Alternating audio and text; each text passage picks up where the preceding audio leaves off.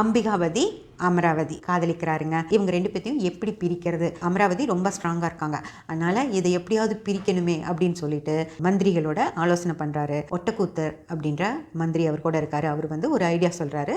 அதன்படி செய்யலாம் அப்படின்னு சொல்லி முடிவு பண்ணி அறிவிக்கிறாங்க. கம்பருடைய மகன் அம்பிகாபதி நல்ல பாடல்கள் பாடுறது இல்ல, தவறான பாடல்கள் தான் பாடுறாரு, பெண்களை பற்றி மட்டுமே பாடுறாரு, கடவுளை பற்றி பாட தெரியுமா அப்படின்னு சொல்லி ஒரு போட்டி மாதிரி வைக்கிறாங்க.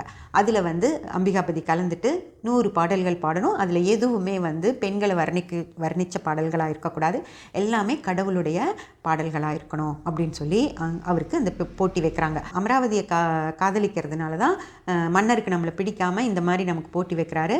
இந்த 100 பாடல்கள் பாடி முடித்ததும் அந்த சபையிலேயே அமராவதியை மேலும் இதுவரைக்கும் வர்ணித்தது கூட கம்மி, இன்னும் மேலும் ரசனையாக வர்ணித்து அவர் பொண்ணை பற்றி அவர் முன்னாடியே பாடணும் அப்படின்னு சொல்லி ஒரு சபதத்தோடு தான் அரசவைக்கு வர்றாரு.